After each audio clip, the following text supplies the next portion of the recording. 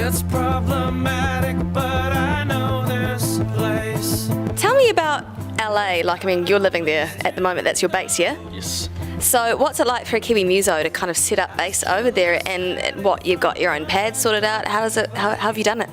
It's just kind of like when you move to any city. I've got a place in an eco park. It's a really nice house, and I've got, it's a cool neighborhood vibe there, and I really enjoy it. And I think just it's like any city, when you get there, like you just start meeting people and you go out and you party and hang out, and then before you know it, you've got another world going on. It's pretty much.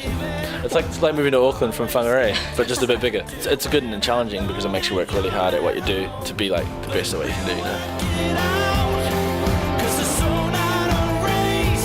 do. So what about, let's talk about, I mean, for those who may not really know, the way you guys got together or kind of started off Pistol Youth. Basically, it was an idea. I was on the tour with Stereogram, and I just had a bunch of new songs I really wanted to get to make, and called up Gavin and called up Michael, who was in Australia, and called up Anders from Sweden, just because they're all friends of mine, which I knew could do this with me, and they were all. So that's, how many different countries is that in one band? Sweden. I was in LA at the time, so it's LA, Sweden, Sydney, and Auckland.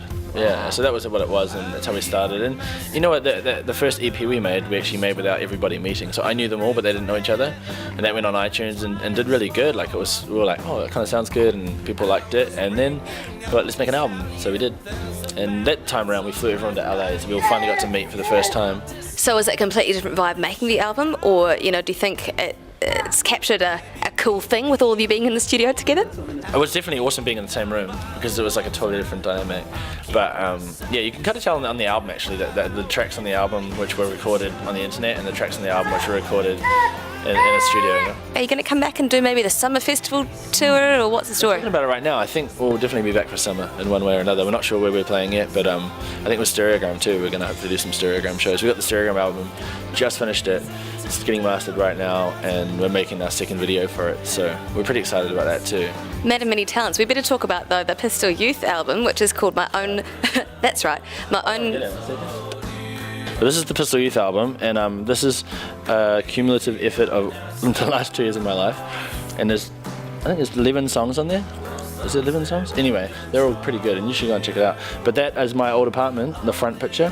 And if you open it up and you pull out this, you can see one of the studios, which is basically my lounge that we worked in, and it's even got Gavin's sleeping bag in there. It's pretty cool. So there we go. So it's in stores now. It's just released a little while ago, eh? In stores.